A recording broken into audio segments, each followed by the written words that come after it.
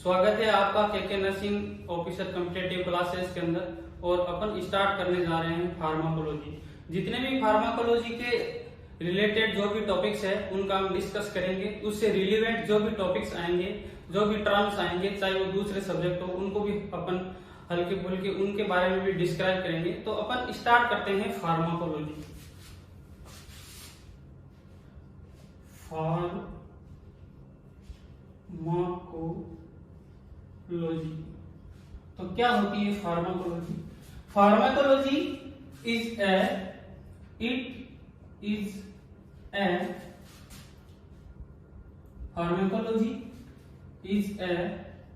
Greek word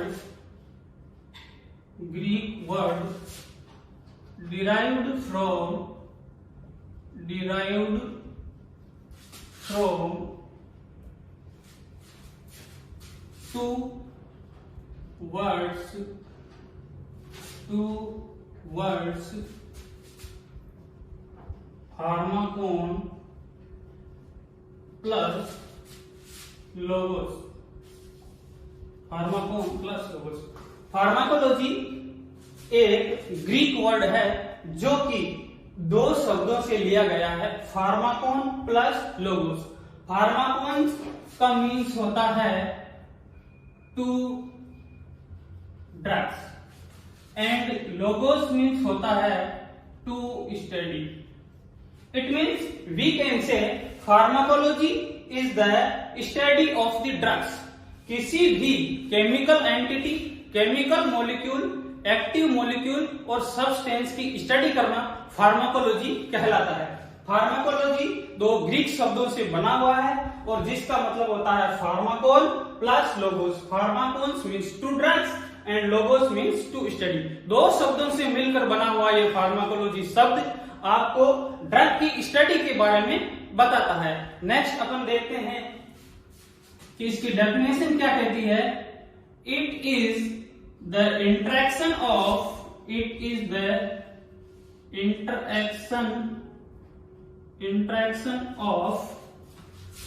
exogenously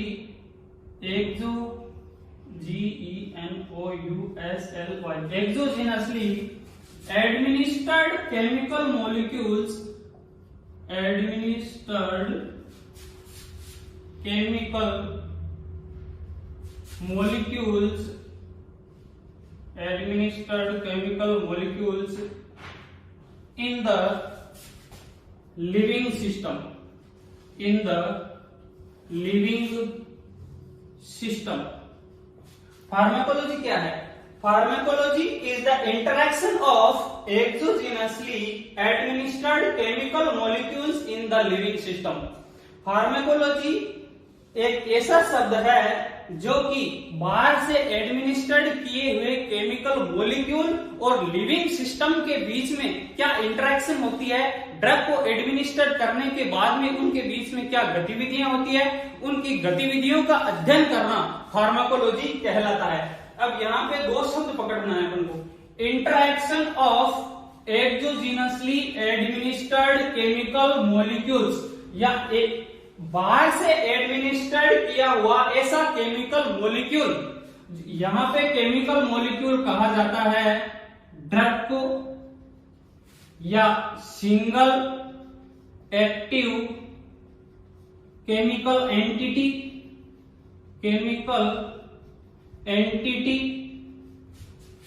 या molecule.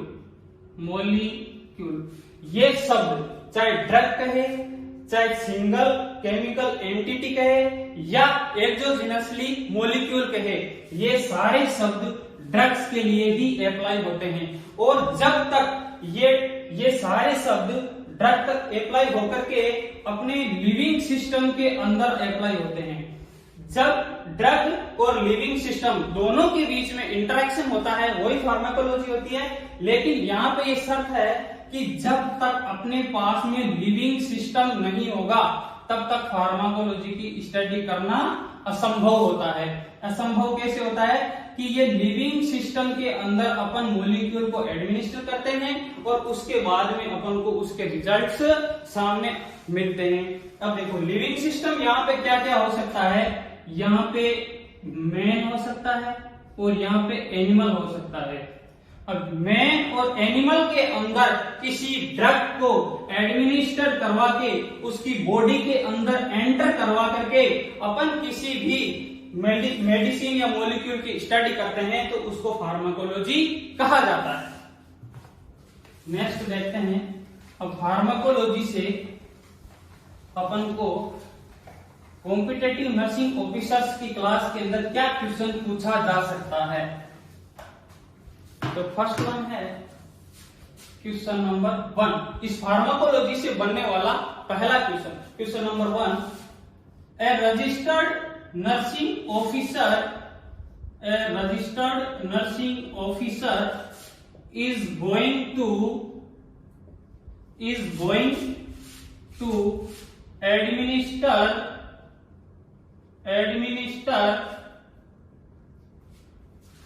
a single active chemical molecules, single active chemical molecules. Before going to administration,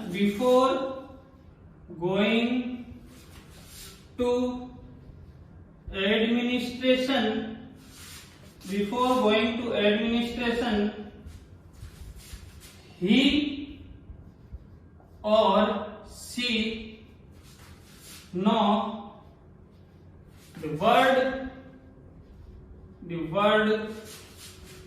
pharmacology derived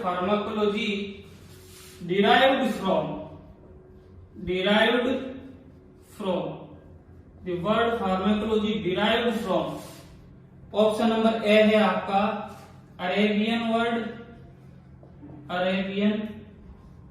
word, option number B है आपका Greek word, option number C है आपका French word और option number D है आपका none of above. अगर pharmacology की definition से अगर आपको क्वेश्चन पूछा जाए कि एक registered nursing officer is going to administer single active chemical molecule, यानी सिंगल एक्टिव केमिकल मॉलिक्यूल का मतलब है ड्रग को बोला जाता है सिंगल एक्टिव केमिकल मॉलिक्यूल, कि एक रजिस्टर्ड नर्सिंग ऑफिसर किसी भी पेशेंट को ड्रग को एडमिनिस्ट्रेशन करने के लिए जा रहा है, लेकिन उसको जाने से पहले वो ये जानता है कि ये फार्माकोलॉजी शब्द कौन सी एक भाषा का दो शब्दों का मेल है। तो ये अपन को पता है कि या अरेबियन वर्ड हो सकता है, या ग्रीक वर्ड हो सकता है, या फ्रेंच वर्ड हो सकता है, या इनमें से कोई नहीं। तो अपन को पता है फार्माकोलॉजी फार्माकोन प्लस लोगोस से बना हुआ दो शब्दों का मेल है, तो इसका राइट आंसर क्या होगा, ग्रीक वर्ड। तो फर्स्ट क्वेश्चन नंबर 1 था नर्सिंग ऑफिसर्स कॉम्पिटिटिव क्लासेस में पहला क्वेश्चन है कि फार्माकोलॉजी किन दो शब्दों से बना हुआ शब्द है, तो ग्रीक भाषा की शब्दों से लिया हुआ फार्माकोन और प्लस लोगो से बना हुआ शब्द है। नेक्स्ट पे चलते हैं अपन।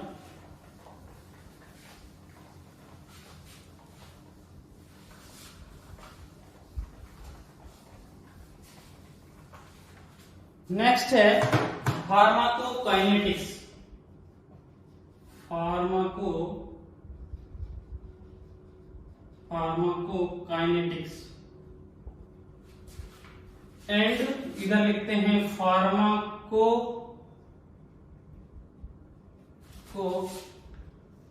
डायनेमिक्स। तो पहले पढ़ते हैं फार्माकोकाइनेटिक्स। क्या होती है फार्माकोकाइनेटिक्स? इसके लिए बोला जाता है it is what the body does to drugs. What the body does to the drug. Next is the pharmacodynamics. What the drug does to the body. Does to the body. dy means dy.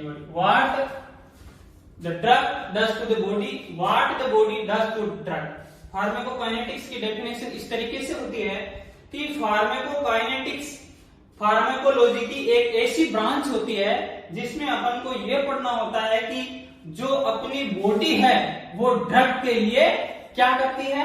Next है pharmacodynamics, इसमें होता है कि drug अपनी body के लिए क्या करती है।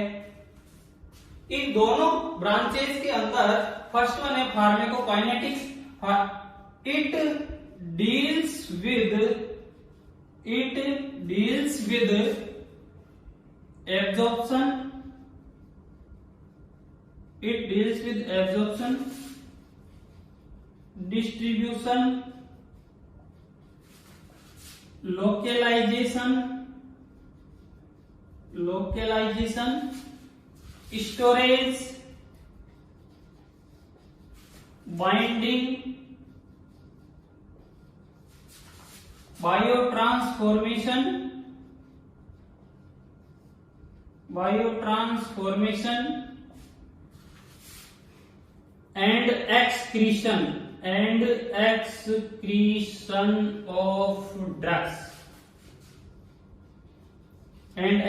of drugs.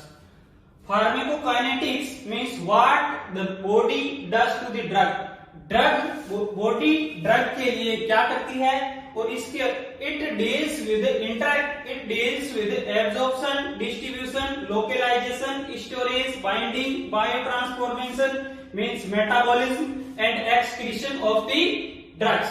अपनी जो बॉडी है अपनी जब कोई भी मेडिसिन जब अपन को जैसे कि ओरल रूट से एडमिनिस्टर करवाई जाती है तो वो सबसे पहले माउथ के अंदर उसको रिप्लेस किया जाएगा। रिप्लेस करने के बाद वो स्टोमक में पहुंचती है। स्टोमक के बाद में वो लार्ज इंटेस्टाइन में, लार्ज इंटेस्टाइन से स्मॉल इंटेस्टाइन और स्मॉल इंटेस्टाइन से लार्ज और उसके बाद बॉडी से एक्सक्रीट हो जाती है। इस तरीके से जो ड्रग का बॉडी के अंदर मूवमेंट होता है उसी मूवमेंट को फार्माकोकाइनेटिक्स कहा जाता है। काइनेटिक्स का मतलब होता है मूवमेंट ऑफ ड्रग्स। जो ड्रग का मूवमेंट बॉडी के अंदर होता है उसको फार्माकोकाइनेटिक्स कहा जाता है। और pharmacodynamics what the drug does to the body, it includes mechanism of action, physiological and chemical property of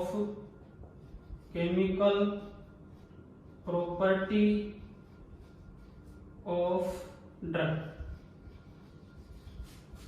pharmacodynamics pharmacology की एक ऐसी ब्रांच होती है जिसमें ड्रग बॉडी के लिए क्या करती है और उसकी ड्रग की मैकेनिज्म ऑफ एक्शन, ड्रग की फिजियोलॉजिकल प्रॉपर्टी और केमिकल एक्शन अगर अपनी बॉडी के ऊपर पढ़ा जाता है तो उसको फार्माकोडायनेमिक्स कहा जाता है।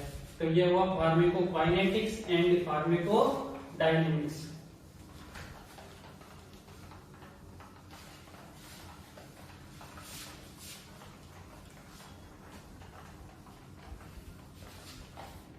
नेक्स्ट वन है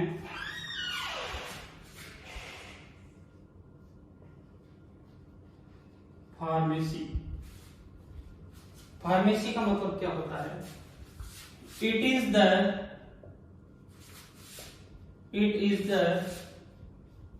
art and science of drugs. It is the art and science of drugs.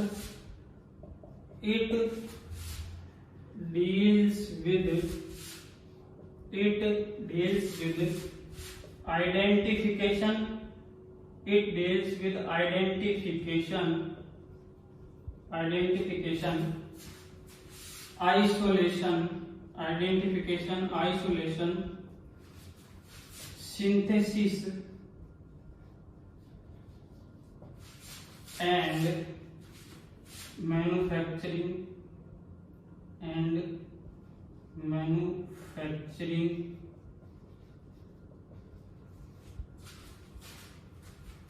Of drugs.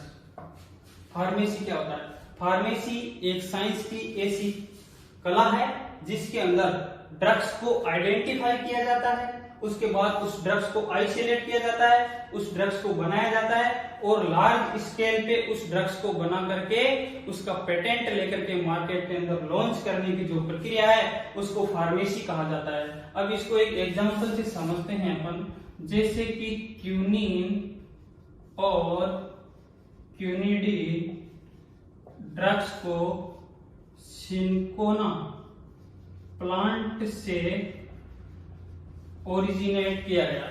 अब सबसे पहले ये पता लगाया गया कि जो सिंकोना प्लांट है उस प्लांट की पत्तियों को क्यूनिन और क्यूनिडीन के रूप में, ड्रग्स के रूप में काम में लिया जा सकता है।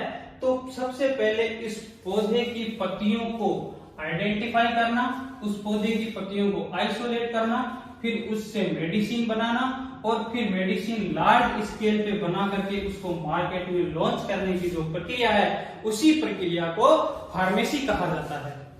नेक्स्ट वन है pharmaceuticals.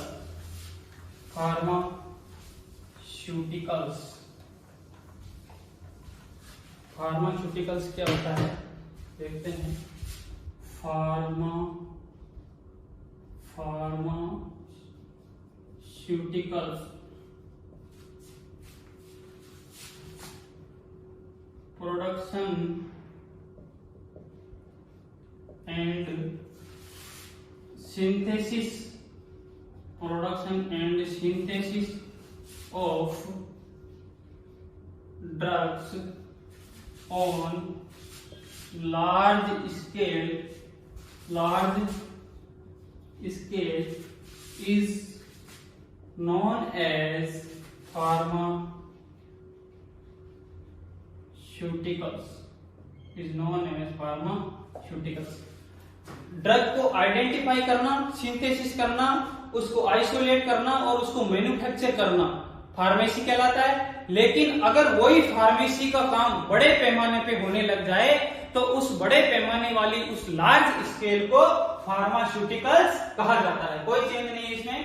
Production and synthesis of drugs on large scale is known as pharmaceuticals. दवाइयों का बड़े पैमाने पे सिंथेसिस करना, दवाइयों को बड़े पैमाने पे बनाना फार्मास्यूटिकल्स कहलाता है। नेक्स्ट वन है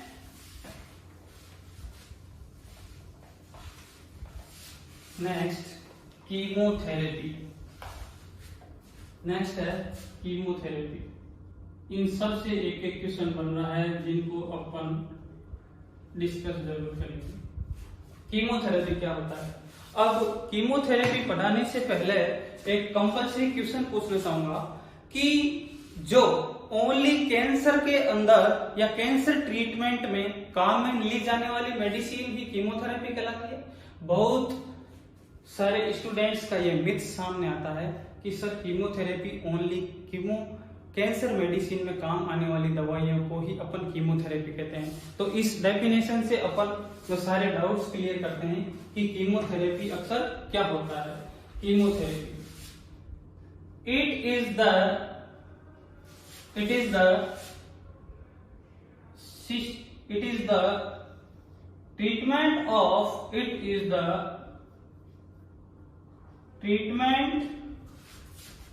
treatment of systemic infection.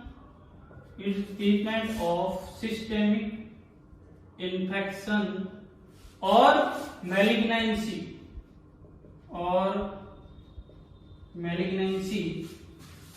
with the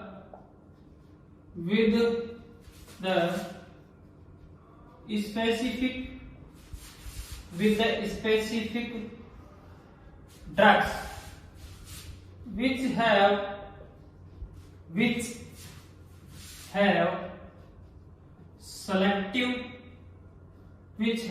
selective toxicity on the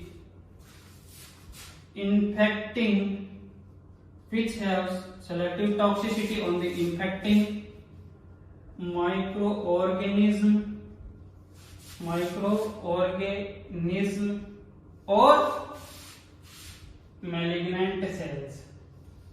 or malignant cells and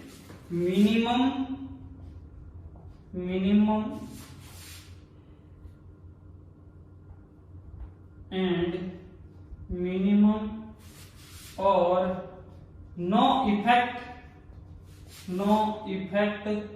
on normal host cells.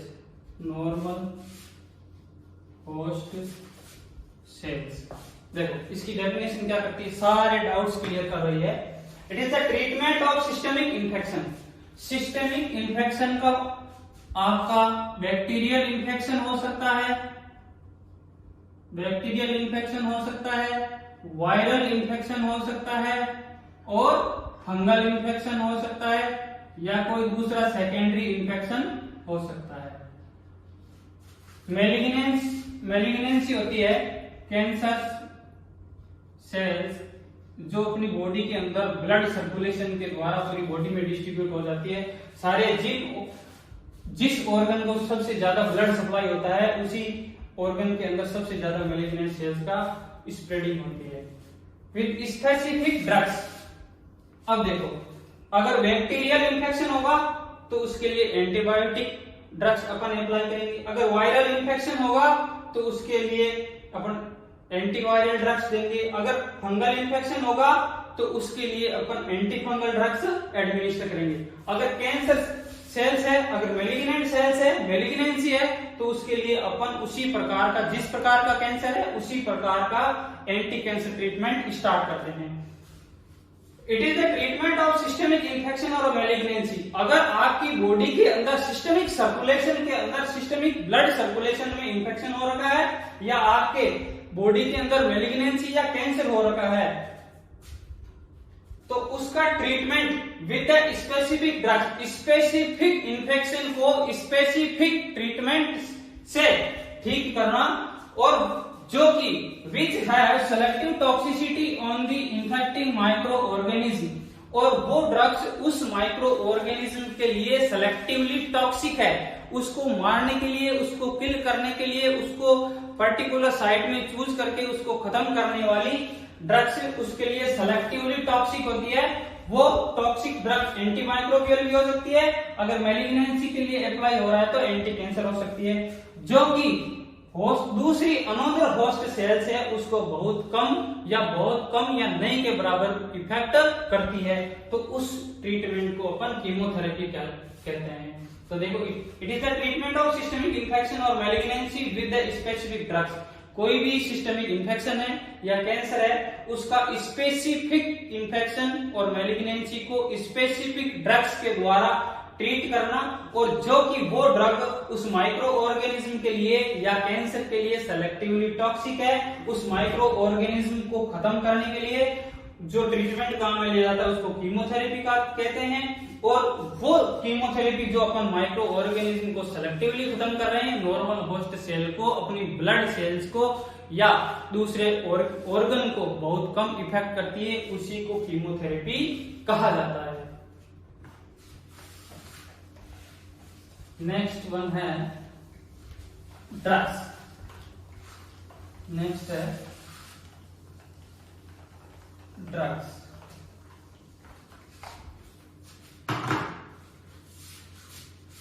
Drug की डेफिनेशन देखते हैं कि ड्रग क्या होती है। It is the single active chemical entity. It is a single active chemical entity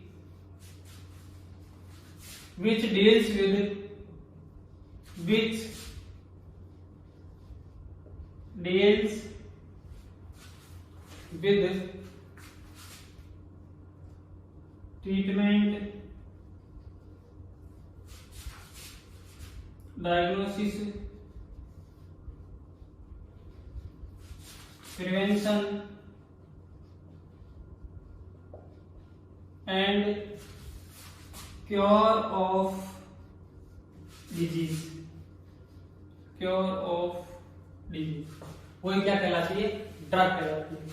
drug एक single active chemical entity होती है, एक ऐसा मॉलिक्यूल होता है, एक ऐसा सिंगल एक्टिव सब्सटेंस होता है जो कि किसी भी बीमारी को प्रिवेंट करने के लिए, उसको ट्रीट करने के लिए और उसका डायग्नोसिस करके उस बीमारी को रोकने के लिए या पूर्णतया क्योर करने के लिए जो सिंगल एक्टिव केमिकल एंटिटी है, सिंगल एक्टिव केमिकल मॉलिक्यूल है, उसी को ड्रग्स कहा जाता है।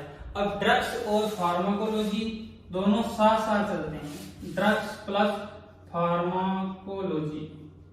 फार्माकोलॉजी में एनिमल या मैन, एनिमल और मैन।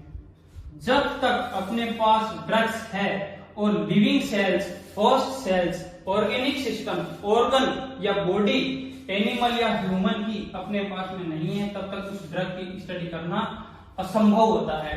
इस ड्रग को अपने से समानता रखने वाले जेनेटिक ऑर्गेनिज्म जैसे कि गिनिया पिग, रैबिट या चिंपांजी के अंदर एडमिनिस्टर करके सेम इफेक्ट जैसे ह्यूमन के अंदर, जैसे पैरासीटामोल एक एंटीपायरेटिक और एनाल्जेसिक ड्रग्स होती है, पीसीएम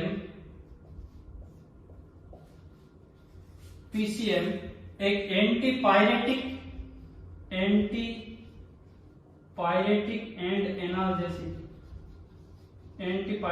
एनाल्जेसिक ड्रग्स होती है। अगर इस ड्रग को अपन एक रैबिट में या गिनिया पिग में, चिंपांजी के अंदर एडमिनिस्टर करवा करके अपन एंटीपायरेटिक और एनाल्जेसिक इफेक्ट पा रहे हैं, अगर उसी ड्रग्स को हेल्दी वॉलेंटियर में एडमिनिस्टर करने के बाद भी एंटीपायरेटिक और एनाल्जेसिक इफेक्ट पाते हैं, तभी उस ड्रग को पेटेंट मिलता है, तभी वो फार्मास्यूटिकल कंपनीज के अंदर लॉन्च होती है।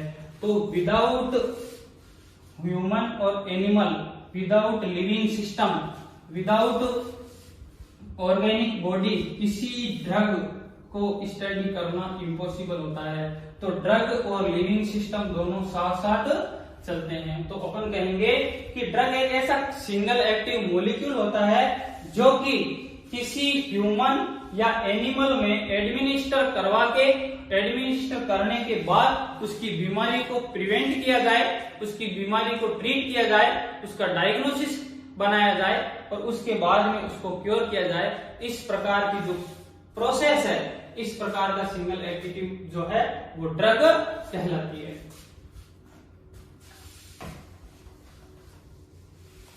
नेक्स्ट वन है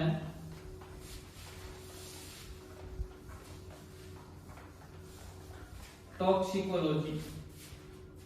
नेक्स्ट टर्मिनोलॉजी है अपनी टॉक्सिकोलॉजी। ये दो शब्द से बना है, toxic plus logy means study, toxicology study. इसकी डेफिनेशन है, it is the study of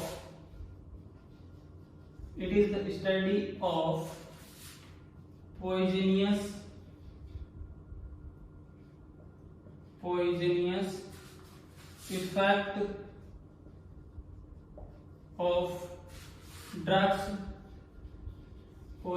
effect of drugs, chemical molecule,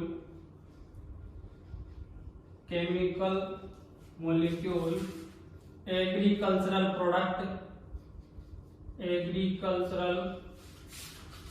product, environmental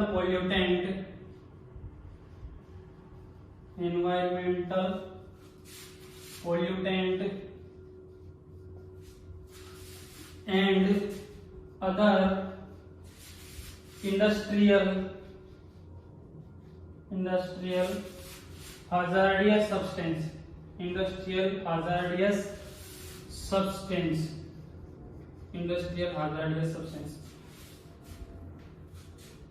किसी भी ड्रग की या केमिकल मॉलिक्यूल की या एग्रीकल्चरल जो प्रोडक्ट है उनका या एनवायरनमेंट के अंदर जो पोल्यूटेंट है या किसी भी इंडस्ट्री के हाजार्डियस सब्सटेंस है जो अपनी नॉर्मल होस्ट सेल के लिए, नॉर्मल होस्ट सेल्स के लिए जो हाजार्डियस सब्सटेंस है और वो टॉक्सिक है, अपनी बॉडी के अंदर नॉर्मल होस्ट सेल में एडमिनिस्टर करने के बाद एक्यूमुलेट होकर के अगर वो नॉर्मल होस्ट सेल को खत्म कर रही है तो उसकी स्टडी करना टॉक्सिकोलॉजी कहलाता है।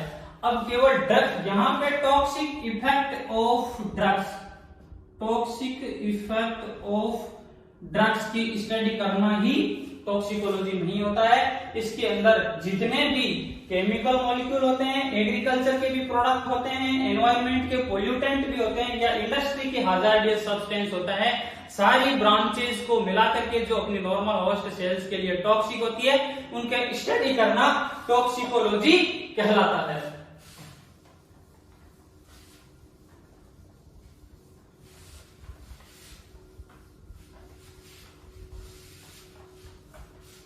नेक्स्ट वन है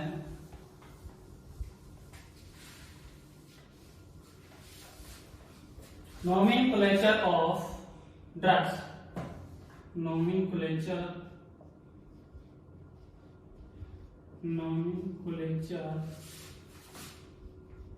of drugs, nomenclature of drugs मतलब ड्रग का नामकरण किस किस तरीके से होता है वो कहलाता है nomenclature of drugs। First one होता है chemical name of drugs, chemical name. अब केमिकल नेम क्या होते हैं? तीन प्रकार के नेम होते हैं केमिकल नेम। दूसरा होता है नॉन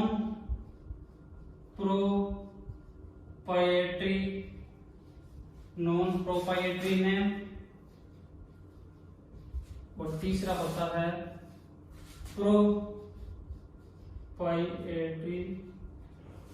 प्रोप्राइटरी नेम। अब देखो, पहला होता है केमिकल नेम। केमिकल नेम किसी भी ड्रग्स का ऐसा नेम होता है जो उस सब्सटेंस को, उस सिंगल एक्टिव केमिकल एंटिटी को, उस मॉलिक्यूल को केमिकली नाम डिस्क्राइब करता है, उसको केमिकल नेम कहा जाता है। जैसे कि पैरासीटामोल को, पैरासीटामोल का केमिकल नेम, पैरासीटामोल का केमिकल नेम एसिटामिनोफेन होता है। तो एसिटामिनोफेन पैरासीटामोल का केमिकल नेम होता है एसिटामिनोफेन। अब एसिटामिनोफेन इस पैरासीटामोल का केमिकल नेम होता है। ये केमिकली इस ड्रग को डिस्क्राइब करती है, इसलिए इस ड्रग्स का केमिकल नेम होता है एसिटामिनोफेन। नेक्स्ट होता है aspirin, aspirin 75 mg, aspirin 75 mg, जिसको कोल्स्प्रिन 75 mg भी कहा जाता है। तो इसका chemical name N acetyl salicylic acid होता है। अब एस्पिरिन का केमिकल नेम होता है एन एसिटाइल सैलिसिलिक एसिड। अब अगर आपसे पूछा जाए कि एक सर्कुलेटरी नर्स या एक रजिस्टर्ड नर्स एक पेशेंट को एसिटामिनोफेन एडमिनिस्टर करने जा रही है, तो अब आपको एसिटामिनोफेन का अगर केमिकल नेम पता नहीं होगा तो आप चक्कर में पड़ जाओगे कि ये ड्रग्स कहां से आ गई। इसलिए एसिटामिनोफेन पैरासीटामोल का केमिकल नेम होता है। नेक्स्ट है एस्पिरिन, एस्पिरिन का chemical name N acetyl salicylic acid होता है। नेक्स्ट होता है म्यूसिनेट, म्यूसिनेट 600 mg, इसका केमिकल नेम होता है N acetyl N-acetylcysteine,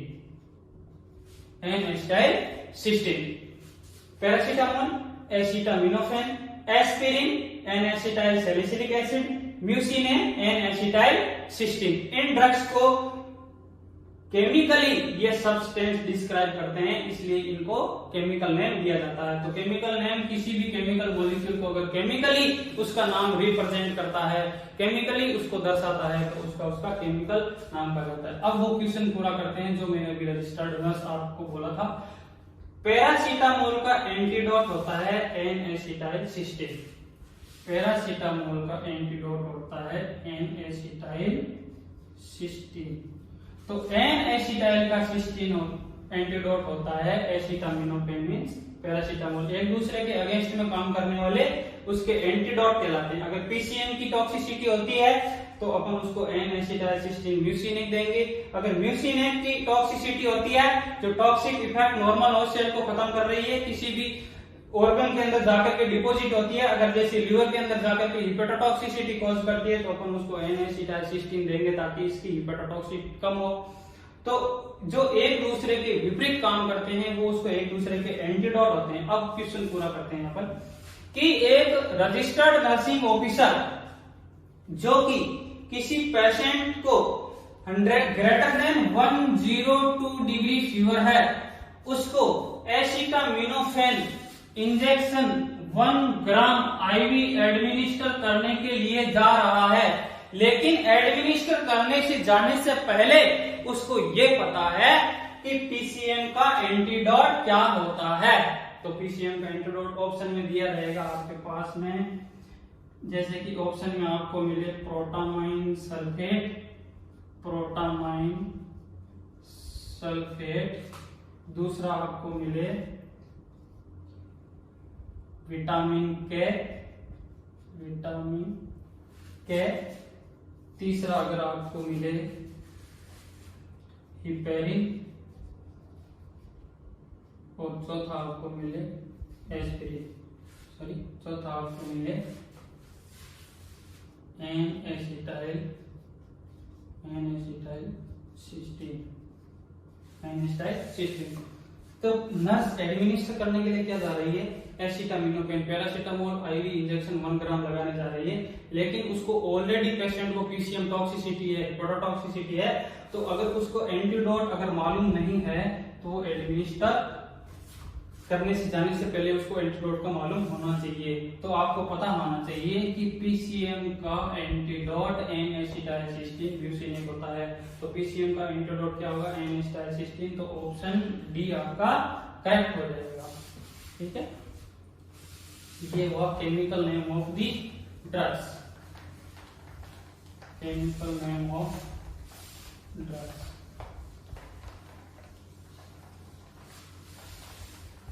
next one होता है नॉन प्रोप्राइटरी। सेकंड है, पहला था केमिकल, दूसरा है नॉन प्रोप्राइटरी नेम। अब नॉन प्रोप्राइटरी नेम क्या होता है? नॉन, इनको अप्रूव्ड नेम भी कहा जाता है। Approved name, non proprietary name और approved name. These are the governed by systemic body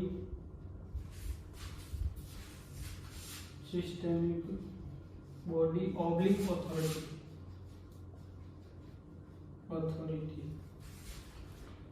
non proprietary name क्या होते हैं? इनको अप्रूव्ड नेम भी कहा जाता है। नॉन प्रोप्राइटरी नेम का दूसरा नाम होता है अप्रूव्ड नेम, और वो अप्रूव्ड नेम वहां की गवर्नमेंट के द्वारा संचालित किया जाता है, जो कि वहां पे सिस्टेमिक बॉडी का मतलब है वहां के एक साइंटिस्टों का ग्रुप होता है। उस देश की उस कंट्री का साइंटिस्टों का ग्रुप जिस ड्रग को नाम देता है वही उसको नॉन प्रोप्राइटरी नेम कहा जाता है, या वहां की ऑथोरिटी उस ड्रग का जो नाम देती है वो उसका नॉन प्रोप्राइटरी नेम कहा जाता है।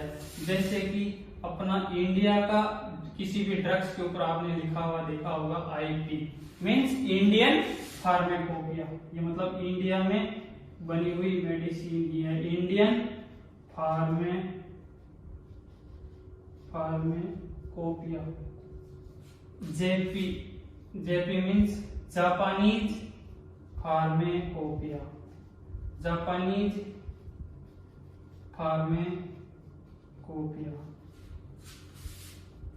थर्ड वन इज बीन मतलब British adopted name, British adopted name. ये नेम उस किसी भी ऑथोरिटी के अप्रूव्ड नेम कहलाते हैं, जो कि वहां की बॉडी के द्वारा, वहां की गवर्नमेंट के द्वारा, वहां की अथॉरिटी के द्वारा संचालित किए जाते हैं। उसी को नॉन प्रोप्राइटरी नेम या अप्रूव्ड नेम कहा जाता है। जैसे कि इंडिया का इंडियन फार्माकोपिया, जापानीज का जापानीज फार्माकोपिया और ब्रिटिश का तो ब्रिटिश अडॉप्टेड नेम उसके पर्टिकुलर मेडिसिन के ऊपर लिखा हुआ रहता है। देखना किसी भी मेडिसिन के रेफर के अंदर या वायल के ऊपर IP जरूर लिखा होता है, मतलब ये इंडिया के अंदर मैन्युफैक्चरिंग की हुई ड्रग है, जिसको IP इंडियन फार्माकोपिया कहा जाता है। तो वो उस ड्रग्स का नॉन प्रोप्राइटरी नेम या अप्रूव्ड नेम होता है। नेक्स्ट होता है थर्ड है ब्रांड नेम या प्रोप्राइटरी नेम, ब्रांड नेम या proprietary name, proprietary name. Proprietary name का दूसरा नाम होता है ब्रांड नेम। अपन ने बहुत बार देखा होगा कि किसी भी कोई बड़ी फार्मास्यूटिकल कंपनी है या किसी बड़ी कंपनी है या किसी दुकान के ऊपर देखा होगा ऐसे प्रो लिखा हुआ होता है। उसका मतलब क्या होता है, उस पे उसका मालिकाना हक है, वो उसकी संपत्ति है, इसीलिए उसके ऊपर वो अपना नाम उसके ऊपर लिख रहा है। जैसे प्रो बबलू या प्रो श्याम, तो इसका मतलब है वो उसकी मालिकाना संपत्ति है, वो ये चीज डिनोट करवाना चाहता है कि इस पे किसी दूसरे का हक नहीं है, वो उसका प्रोप्राइटरी नेम कहलाता है। तो प्रोप्राइटरी नेम और ब्रांड नेम क्या होता है कि these are the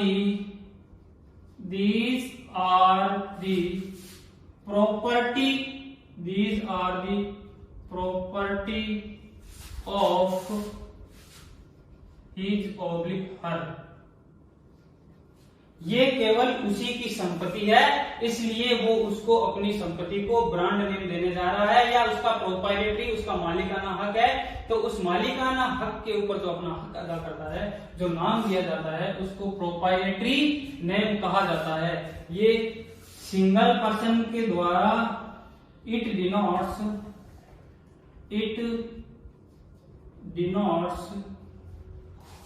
only a single person or it may be in group। Rarely होता है लेकिन ग्रुप के अंदर भी किया जा सकता है, लेकिन वो अपना उसके ऊपर मालिकाना हक अदा करता है, तो उसको प्रोप्राइटरी नेम कहा जाता है। अब इसका एग्जांपल देखते हैं कि प्रोप्राइटरी नेम क्या होता है। अब जैसे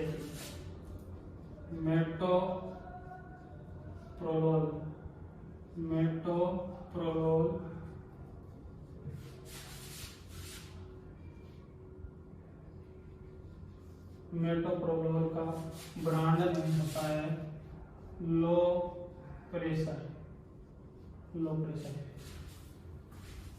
मेटोप्रोलोल का ब्रांड नेम होता है लो प्रेशर, और मेटफॉर्मिन का ब्रांड नेम होता है ग्लूकोफेज।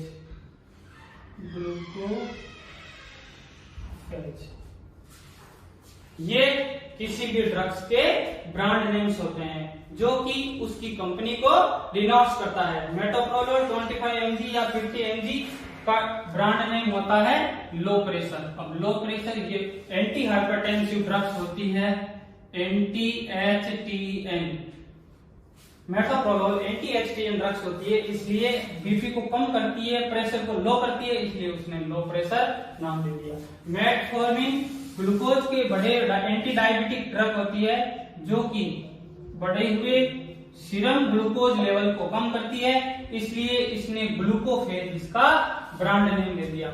अगर वो उसका ब्रांड नेम से या प्रोप्राइटरी नेम से डिनोट करती है तो उसका प्रोप्राइटरी या ब्रांड नेम कहलाता है।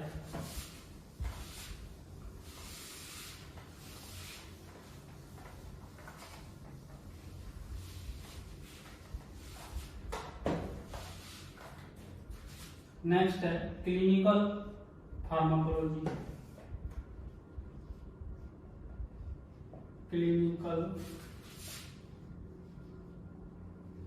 Pharmacology, clinical pharmacology. अब अपन ने पढ़ा था फार्माकोकाइनेटिक्स और फार्माकोडायनेमिक्स। अपन ने एक पढ़ा था फार्माकोकाइनेटिक्स, फार्माकोकाइनेटिक्स, दूसरा पढ़ा था फार्माकोडायनेमिक्स। और फार्माकोकाइनेटिक्स की डेफिनेशन के अंदर पढ़ा था what the body does to the drug. इसके अंदर अपन ने लिखा था it includes absorption, distribution,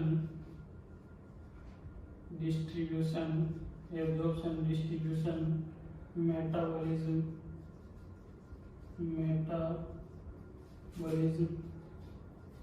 localisation,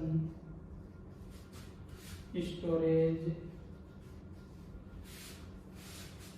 and excretion of drugs. और इधर अपन ने पढ़ा था कि pharmacodynamic what the drug does to the body, मतलब ड्रग बॉडी के लिए क्या करती है। और इसमें पढ़ा अपन ने it deals with physiological effect of drugs, physiological effect of drugs, chemical effect of drugs, and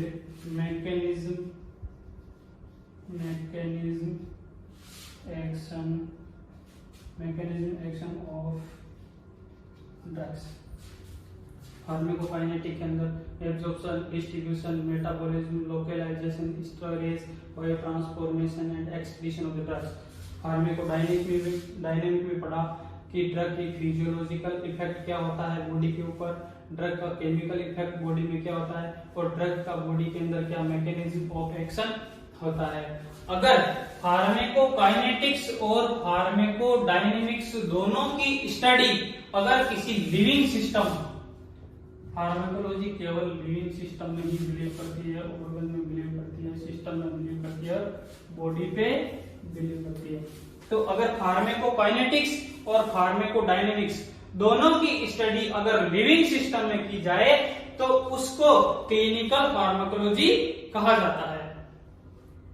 We can say pharmacology is the art and science of pharmacology which deals with absorption, distribution, metabolism, localization, storage and excretion of the drugs, also with physiological effect of drugs, chemical effect of drugs and mechanism of action of the drugs at the living system, human body, man or animal is known as clinical pharmacology. उसी को clinical pharmacology कहा जाता है। और clinical pharmacology pharmacokinetics और pharmacodynamics किसी drug की study करने के लिए लिविंग सिस्टम या वॉलंटियर हेल्दी पर्सन की जरूरत होती है। Without a living system we can not able to describe the pharmacokinetics and pharmacodynamics of the drugs. तो ये था अपना इंटर